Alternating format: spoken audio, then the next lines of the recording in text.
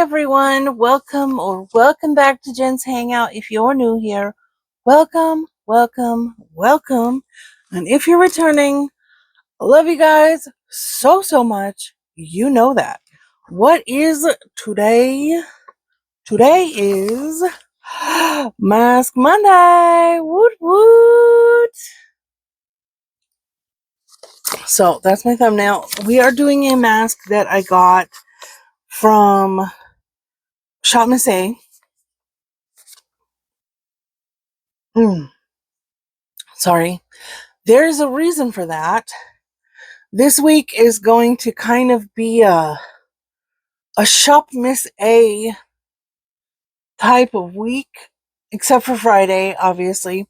But today's video is Shop Miss A mask and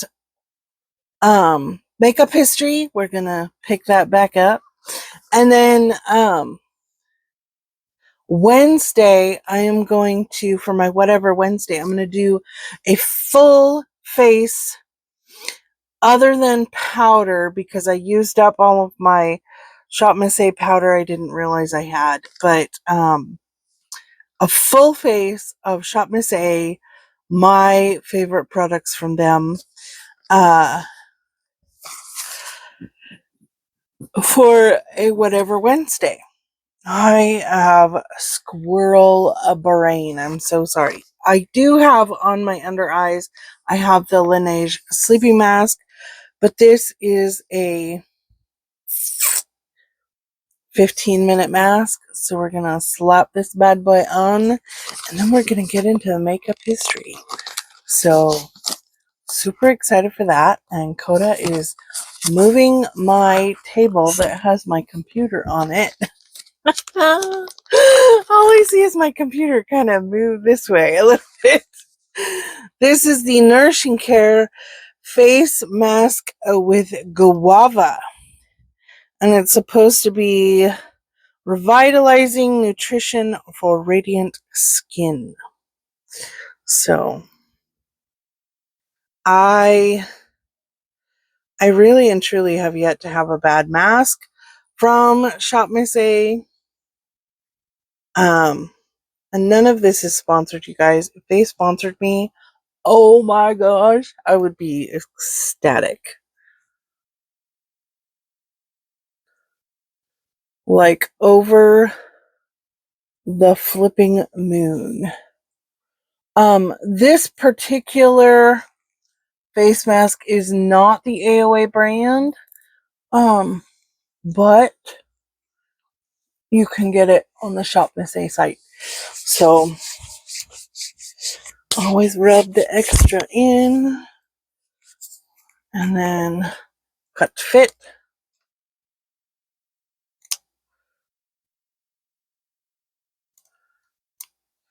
This one is kind of more of a papery mask.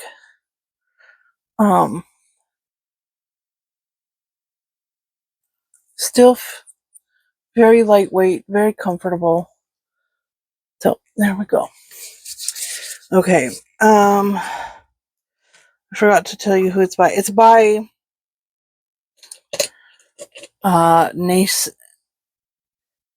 Nature.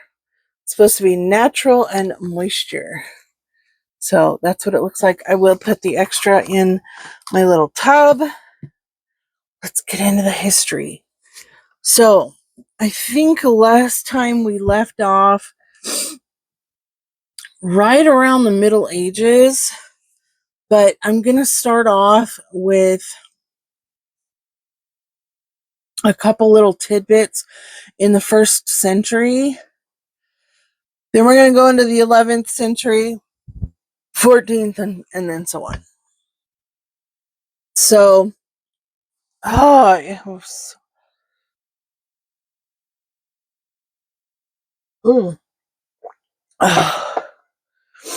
If you guys don't know, like, almost all of Eastern Oregon is on fire right now, and so it is really affecting my breathing.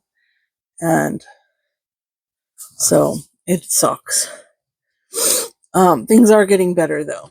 But From 37 to 68 AD, Emperor Nero and his wife, Poppaea, used cosmetics liberally, including white lead and chalk for the skin, Egyptian kohl for the eyelids and lashes, algae extract for cheeks, barley flour and butter as a cure for pimples. I can't imagine putting butter on a pimple. And pumice stone for whitening the teeth. Oh, talk about scraping off your enamel. Oy vey. No thank you. In the 11th century, alcohol-based perfumes are first brought to Europe from the Middle East by the Crusaders. I know that was a big deal because it used to always be essential oils. European women slept with slices of raw beef under their no, I need to start that over because this is the 14th century, okay? So now we're in the Middle Ages, right? European women slept with slices of raw beef on their face to try and get rid of wrinkles. Can you imagine slapping on a piece of steak on your face? Other than for a black eye, I mean, oy vey. Okay, so in the 15th century, women's fashion in the UK was to shave the forehead, pluck out eyebrows and eyelashes. Oh, ow. That just, my poor eyelashes. And whiten their faces and bosoms with chartreuse, a mixture of powdered leads and vinegar. So, like Marie Antoinette era. I also forgot to tell you guys later I'm going to be doing this. And this is from AOA Skin, which is the Shop Miss A brand. This is a foot peeling mask. I didn't want to do it right now because I have to leave it on for an hour. So I'm going to do that later after my nighttime bath and whatnot. So during the 16th century, I mean, I can't, my poor eyelashes are hurting just thinking about that. Of course, I guess, how is it any different than melting them off nowadays with, false eyelashes getting, the eyelash extensions or whatever they're called. I don't even remember. During the 16th century, in the Elizabethan era, women wore egg white on their faces for a shiny look. So is that like what Pat McGrath did with that plastic face for her latest fashion look that she did? What do you guys think of that? I mean, really. There's glass skin and then there's just ridiculous. To me, it's like Hunger Games. Is what it reminded me of. Okay, so a little bit more modern era. The 18th century from 1755 to 1793. I guess I was wrong about the 14th century. That wouldn't have been Marie Antoinette. Anyway, so 1755 to 1793, Marie Antoinette washed her face in red wine to protect against wrinkles. Okay, I could see that because we have like red wine face masks and things like that nowadays. So I get that. I get that logic. There's a lot of really great antioxidants in red wine. So that one is not too far-fetched for me. Like, I could do that, you know? Get one of my DIY face masks, slap it on my face. I could do that, right? It wouldn't be so bad. Okay, so I don't know if it protects against wrinkles. I would just think it'd be a good antioxidant for the skin. In the 19th century, so the 1800s, women used belladonna or deadly nightshade. Okay, belladonna has a lot of great medicinal uses, but it can also be a poison. It rides that line, you know.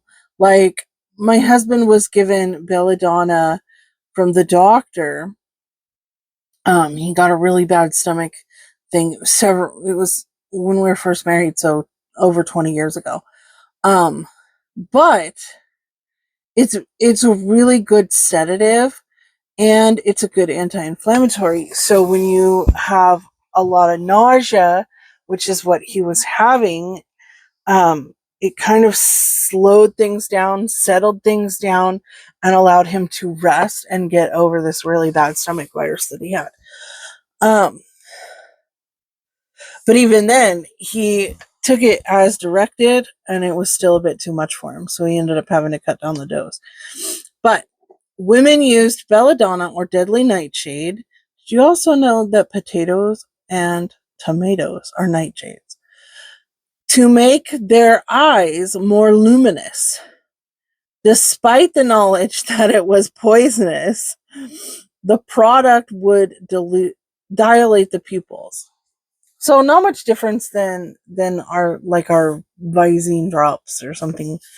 I mean, Visine's one of the worst things, but you get where I'm going with this, right?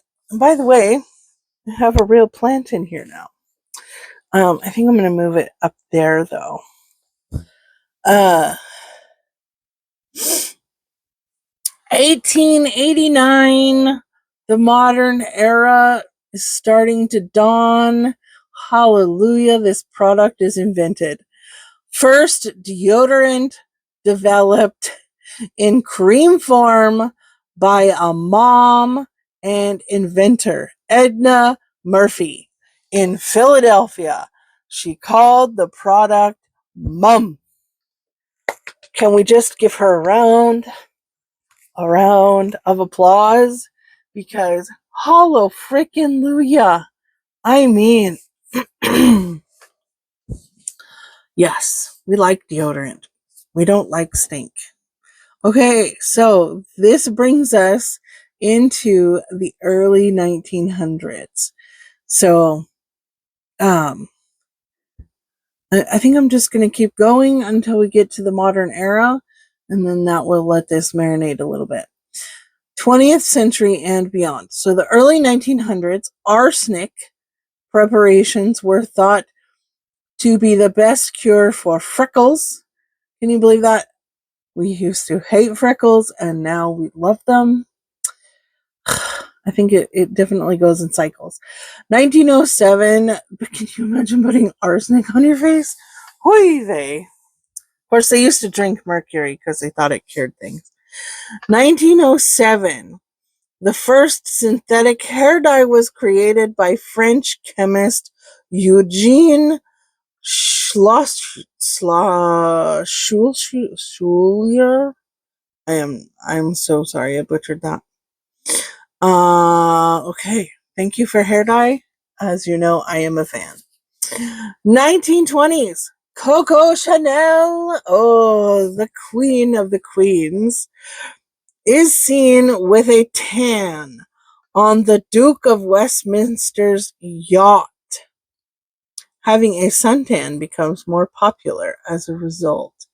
I think it's still very popular to have tanned skin. We just tend to do it from a bottle. I know my aunt, she's in her 70s.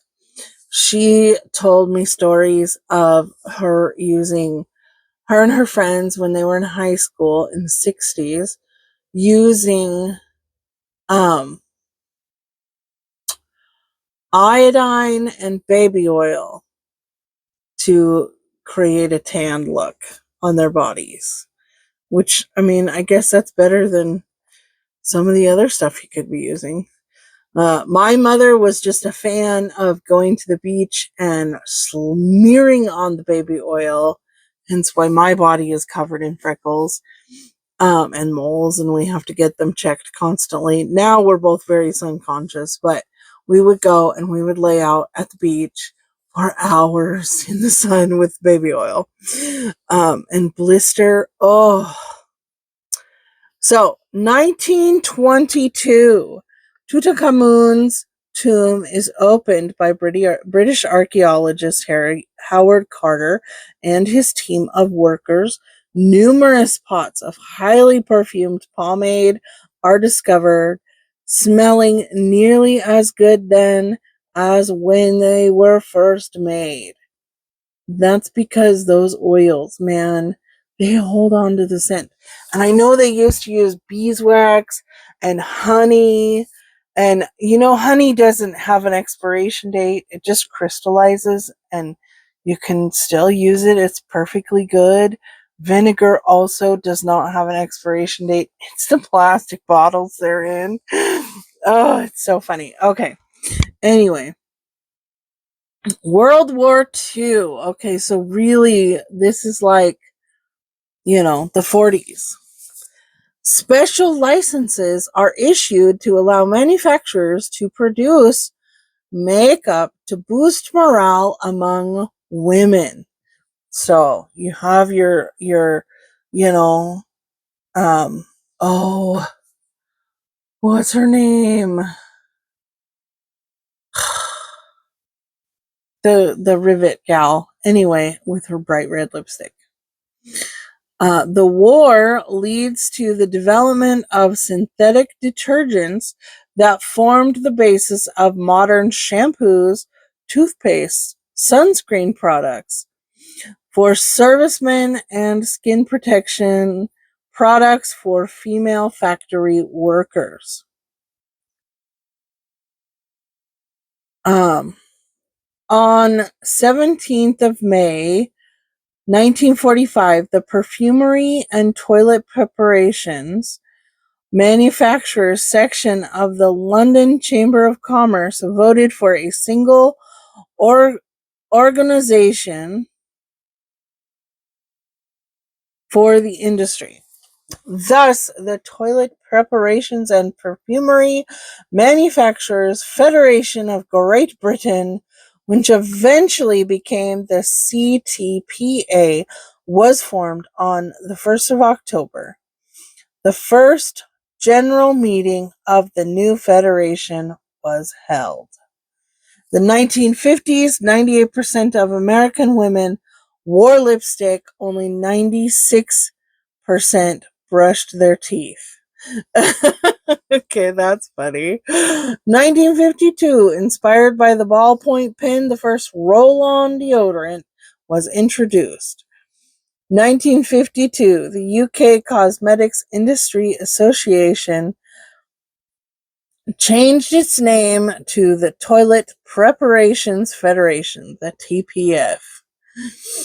1952, one of the first recycling initiatives for cosmetics is piloted in the UK, a lipstick container recovery scheme prompted by a shortage of brass. Okay.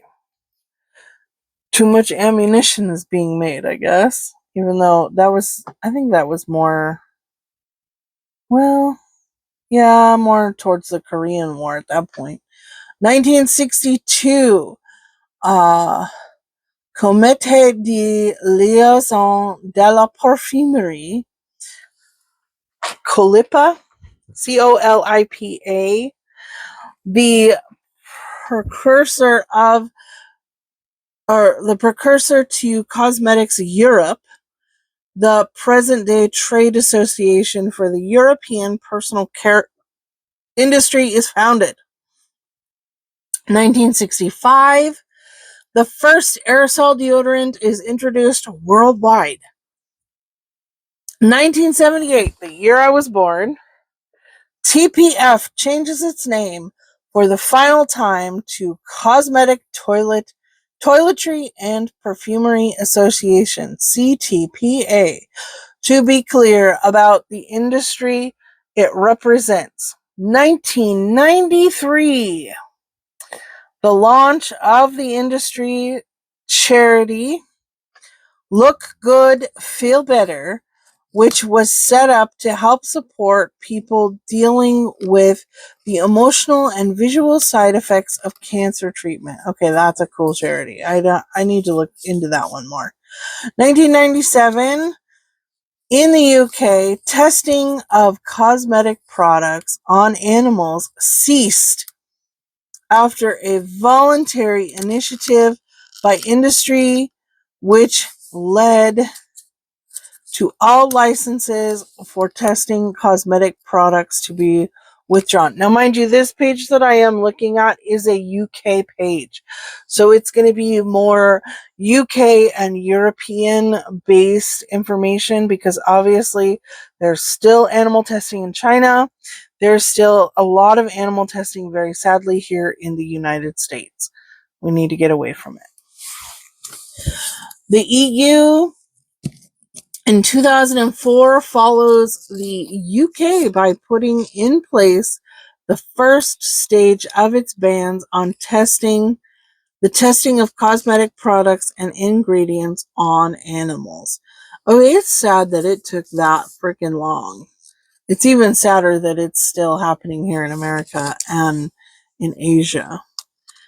2018 CTPA breaks new ground for a trade organization by launching a dedicated consumer website, thefactsabout.co.uk, which is the one that I am on right now, providing easy to understand information about the science behind cosmetics products and their safety, correcting myths and misinformation. 2013, the EU puts into place the final stage of the ban on testing cosmetic products and ingredients on animals anywhere in the world in order to sell cosmetics in the UK and the EU. America needs to follow suit. 2021, the UK establishes its own cosmetics laws independent of the EU. The UK laws uphold the gold standard of safety and the animal testing bans for cosmetics sold in Great Britain.